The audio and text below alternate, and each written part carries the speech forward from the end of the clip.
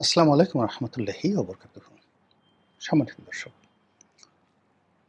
বর্তমানে যে রাজনীতি চলছে, এই রাজনীতিকে এক পক্ষ বলছে গুপ্ত রাজনীতি।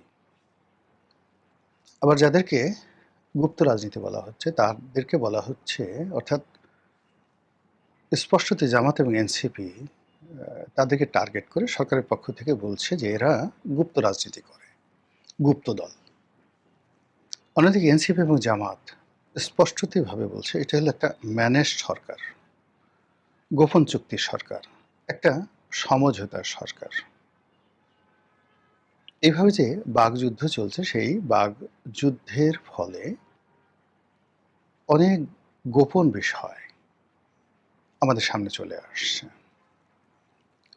আমরা প্রথম দিকে যেটা বলার চেষ্টা করেছিলাম, বোঝার চেষ্টা করেছিলাম বা প্রচার হতো যেটা, সেটা হলো ডক্টর মোহাম্মদ ইউনূসের সঙ্গে জনাব তারেক রহমান সাহেবের লন্ডনে একটা সমঝোতা হয়েছে। কি সমঝোতা হয়েছে আমরা ডিটেলস জানি না, তবে আমরা আন্দাজ করছি যে ডক্টর মোহাম্মদ ইউনূস আনকন্ডিশনালি একটা নির্বাচন দিয়ে দেবেন এবং তিনি ক্ষমতায় থাকবেন না। আর নির্বাচন হলে বিএনপি তো ক্ষমতায় আসবে, আর বিএনপি ক্ষমতায় আসলে তারেক রহমান সাহেব ডক্টর মোহাম্মদ ইউনূসকে রাষ্ট্রপতি বানাবেন।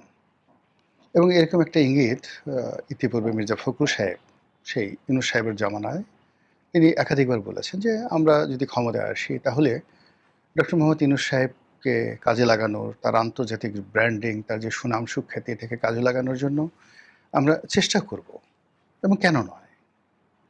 So it was invitation doctor Mohammad ইউনূসকে ফাঁদে ফেলার, লোভাতুর করার বা বল সেই বিএনপির কোর্টে নিয়ে আসার একটা প্রচেষ্টা, এবং সেটা হয়ে গেছে। কেন হলো, কিভাবে হলো, কি কারণে হলো, সেটা দীর্ঘ আলাপ। কিন্তু যে বিষয়টি আফসোস থেকে যাচ্ছে জামাতের এবং এনসিপির, তারা তো আসলে ডক্টর মোহাম্মদ ইউনূসকে এনেছিলেন বিশ্বাস করে, তারপরে তার হাতকে শক্তিশালী করেছিলেন আদর করে, সোহাগ করে, শ্রদ্ধা করে। যেখানে ডক্টর মোহাম্মদ ইউনূস যেতেন সেখানে এনসিপির ছেলেরা যেত, জামাতের হাজার হাজার লোক যেত, এবং তার মাহফিলকে, ডক্টর মোহাম্মদ ইউনূসের যে মাহফিল, এখন সেই তো উনি একই মানুষ, ওনার সেই গ্রামীণ ব্যাংক ভবনে বসে আছেন, নোবডি গোয়িং দেয়ার, কেউ যাচ্ছে না, মশা মাছিও যাচ্ছে না। তিনি ফেসবুকে স্ট্যাটাস দিচ্ছেন, বিভিন্ন মানুষকে দাওয়াত করছেন, এবং তার যে এখন দুরবস্থা, সেটা হলো তার জামানাতে তিনি যেভাবে জনাব শাহাবুদ্দিন চুপ্পুকে টাইট দিয়ে রেখেছিলেন, এখন আল্লাহ তাকে সেইভাবে টাইট দিয়ে রেখেছে। কিচ্ছু করছে না কেউ, কিন্তু তাকে কেউ জিজ্ঞাসা করছে না। অধিকন্ত তাকে কেন্দ্র করে দেশের পত্রপত্রিকা, টেলিভিশন টকশোর যারা লোকজন, তারা, এমনকি সরকারি দলের যারা লোকজন আছে, দিদা আসছে গালাগালি করছে। কেন হামিদ টিকা দিলেন না, কেন টাকা মেরে দিলেন, কেন নূরজাহান বেগমকে এখানে বসালেন, কেন আসিফ নজরুলকে বসালেন, অমুককে বসালেন, আলী রিয়াজকে কেন আনলেন, কেন তিনি এই জুলাই সনদের যে ঝামেলা, এটা সরকারের উপর চাপিয়ে দিলেন, কেন সংস্কার কমিশন করলেন, এইগুলো নিয়ে সরকারের যারা লোকজন আছে তারা ভীষণ রকম বিরক্ত, এবং তারা তাদের যারা লোকজন রয়েছেন তাদের মাধ্যমে ডক্টর মোহাম্মদ ইউনূসকে রীতিমতো তুলোধনা করছেন। আর অন্যদিকে অন্যান্য যারা বিভিন্ন টকশোতে তাকে গালাগাল করছে অকথ্য অশ্রাব্য ভাষায়, তাদেরকে মূলত দূর থেকে ফু দিচ্ছেন, কুং ফু, চালিয়ে যাও বাবা, অসুবিধা নেই। তো এই সকল কথাবার্তা যখন ডক্টর মোহাম্মদ ইউনূস এবং তার যারা লোকজন শুনছেন, তারা সবাই মানসিকভাবে বিপর্যস্ত হয়ে পড়ছেন। সেই একমাত্র এই জমানাতে, মানে ডক্টর মোহাম্মদ ইউনূসের যে সমস্ত লোকজন ছিলেন সবাই মুখে তালা দিয়েছেন। সেই শফিক সাহেব, যিনি তথ্য সচিব ছিলেন, ওনার প্রেস সেক্রেটারি ছিলেন তিনি, তারপরে আসিফ নজরুলের মতো ভোকাল সাহসী মানুষ, প্রায় সবাই পর্দার আড়ালে চলে গেছেন। কেবলই মাত্র সেই পলিথিন আপা হিসেবে খ্যাতি পাওয়া সেই রেজওয়ানা, সৈয়দা রেজওয়ানা হাসান, তিনি আছেন। তিনি অবিরতভাবে বলে যাচ্ছেন, তিনি প্রকাশ্যে ঘোরাফেরা করছেন এবং তিনি তার যে কর্ম, সেই কর্ম আগের চেয়ে আরো বেশি উদ্দীপনা নিয়ে চালাচ্ছেন। অ্যাজ ইট ইজ যে তিনি বিএনপি সরকারের অন্যতম হোতা এবং বিএনপিকে ক্ষমতায় আনার পেছনে তার একটা বিরাট কর্তৃত্ব ছিল।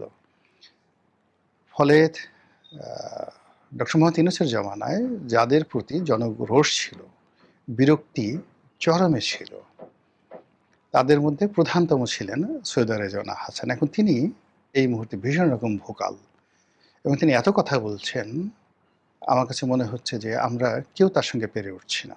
প্রচণ্ড কথাবার্তা বলছেন, আগের মতোই তার সেই স্মিত হাসি আছে, আগের মতো সেই খুশি খুশি ভাব আছে এবং কথা বলতে গিয়ে তিনি যেভাবে মৃদু হাসতেন, মাথা ঝুলিয়ে, গাল ঝুলিয়ে, চুল ঝুলিয়ে তিনি যেভাবে আকর্ষণ তৈরি করতেন, যেটাকে বলা হয় সেডাকশন।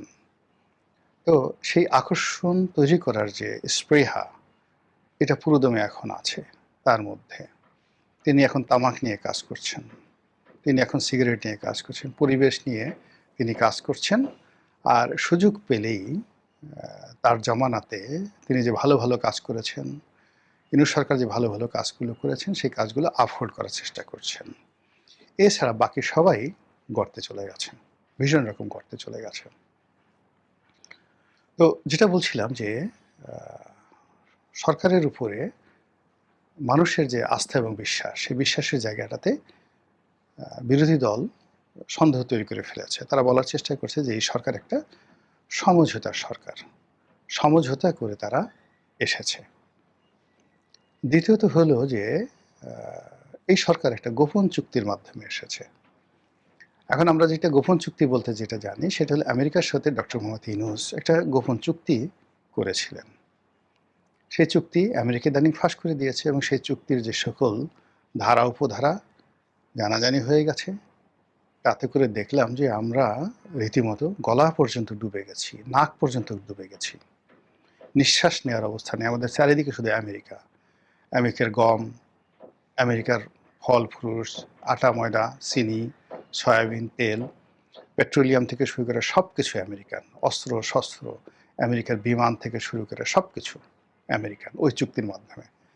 বাংলাদেশ মোটামুটি বলতে গেলে আমেরিকার একটা অঙ্গরাজ্যে যে সকল আমেরিকান পণ্য অ্যাভেলেবল হবে, এই চুক্তি যদি বাস্তবায়ন হয়, আগামী বছর থেকে বাংলাদেশে সব আমেরিকান পণ্য পাবেন। এখানকার ফার্মাসিউটিক্যাল কোম্পানিগুলো থাকবে না, আপনি আমেরিকার ফাইজার কোম্পানি সব পাবেন। So you must be happy. এখানে যে সকল চাইনিজ অস্ত্র রয়েছে সেগুলো থাকবে না, সব আমেরিকান অস্ত্র থাকবে সেখানে। তারপরে আমেরিকান সেন্ট থেকে শুরু করে সেই আরও অন্য যা কিছু আছে সব কিছু এখানে চলতে থাকবে। তো এই যে জিনিসগুলো চলছে বাংলাদেশে গোপন চুক্তির ভিত্তিতে, এটার জন্য এক পক্ষ বলার চেষ্টা করছে যে ডক্টর ইউনূস এই দেশটিকে ডুবিয়ে দিয়ে গেছে।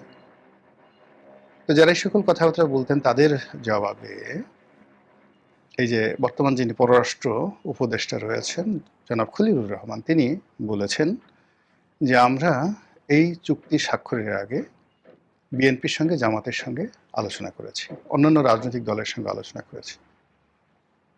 জামাত বলছে তওবা তওবা আস্তাগফিরুল্লাহ নাউজুবিল্লাহ, কি সব কথাবার্তা বলে। আমরা কেন এই সমস্ত বিষয় নিয়ে আলোচনা করব? আমরা এই সমস্ত বিষয়ে আলোচনা করিনি। এবং এটা নিয়ে আমি যখন একটা বক্তব্য দিলাম একটা টেলিভিশনে, যখন বলল যে জামায়াতের আমি এই কথা বলছি আর পররাষ্ট্র উপদেষ্টা বা পররাষ্ট্রমন্ত্রী খলিলুর রহমান বলেছে, আপনি কোনটাকে বিশ্বাস করবেন? আমি বললাম যে আমি অবশ্যই জামাতকে বিশ্বাস করি, খলিলুর রহমান সাহেবকে বিশ্বাস করি না। কিন্তু এখন যেটা সমস্যা হলো যে জামাত তো এখান থেকে নিজেদেরকে মুক্ত করে ফেলছে যে তারা এই সমস্ত বিষয় জানতো না। তাহলে কে জানতো? বিএনপি জানতো। বিএনপি তো এখনো পর্যন্ত অস্বীকার করেনি, যেহেতু তার মন্ত্রী বলেছে। বিএনপি তারেক রহমান সাহেব থেকে শুরু করে সবাই এটা অস্বীকার করতে পারতো, কিন্তু তারা যেহেতু সেটা অস্বীকার করেনি, ইট মিনস এই যে আমেরিকার সঙ্গে যে চুক্তিটা হয়েছে এটা বিএনপি জানতো। আর বিএনপি যদি সেটা জেনে থাকে, তাহলে ওই চুক্তির ভিত্তিতে মার্কিন ডিপ স্টেট বিএনপিকে ক্ষমতায় এনেছে। একথা তো এখন বিরোধী দল মানে বগল বাজিয়ে বাজিয়ে বলতে থাকবে এবং যত রকম দুর্নাম আছে বদনাম আছে সেই বদনামগুলো তারা বিএনপির বিরুদ্ধে ছাড়তে থাকবে। এতে করে বিএনপির যে জনপ্রিয়তা এটা হ্রাস পাবে, বিএনপির বিরুদ্ধে জনরোষ তৈরি হবে এবং আমেরিকা কেন্দ্রিক যে বিশ্ব ব্যবস্থা আছে সেটার প্রতিকূলে যে সকল রাষ্ট্রশক্তি আছে, যেমন রাশিয়া আছে, চীন আছে, এই সকল রাষ্ট্রশক্তি বিএনপির বিরুদ্ধে চলে যাবে।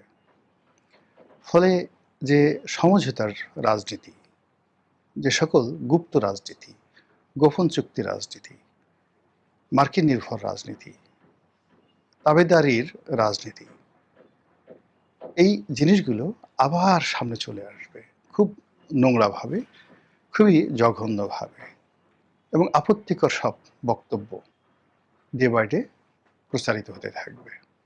আর এর ফলে এই সরকারের যারা লোকজন, যারা নিজেদেরকে শহীদ প্রেসিডেন্ট জিয়াউর রহমানের উত্তরসূরি মনে করেন, খালেদা জিয়ার উত্তরসূরি মনে করেন, তাদের যে পার্সোনালিটি, নিজের পায়ে দাঁড়ানোর ক্ষমতা, সক্ষমতা এবং দেশকে একটা নির্দিষ্ট জায়গাতে নিয়ে যাওয়ার বা নেতৃত্ব দেওয়ার যে একটা অসাধারণ ক্ষমতা ছিল, সেই বিষয়গুলো নিয়ে প্রতিপক্ষ টিটকারি করবে, তারা আজে বাজে কথা বলবে এবং তারা বর্তমান সরকারকে পুতুল সরকার, সমঝোতার সরকার, গোপন চুক্তির সরকার হিসেবে বলার চেষ্টা করবে, অনেকে হামিদ কারজাই বলার চেষ্টা করবে, আরও অনেক কিছু, যা কিনা সরকারের যে কার্যক্রম বা কার্যকারিতা এটা নষ্ট করে দেবে।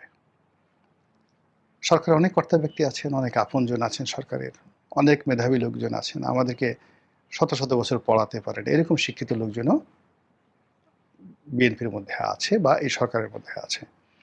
তারা নিশ্চয়ই বিষয়টি দেখবেন, বিবেচনা করবেন এবং কাউন্টার যে পলিসি, পাল্টা যে পলিসি, সেই পলিসি তারা গ্রহণ করবেন যাতে করে সরকারের ইমেজ থাকে। আদারওয়াইজ ইমেজহীন হয়ে পড়বেন, আর ইমেজহীন কোনো সরকার কখনো সফল হতে পারেনি। আসসালামু আলাইকুম রহমতুল্লাহি ওয়া বারাকাতুহু।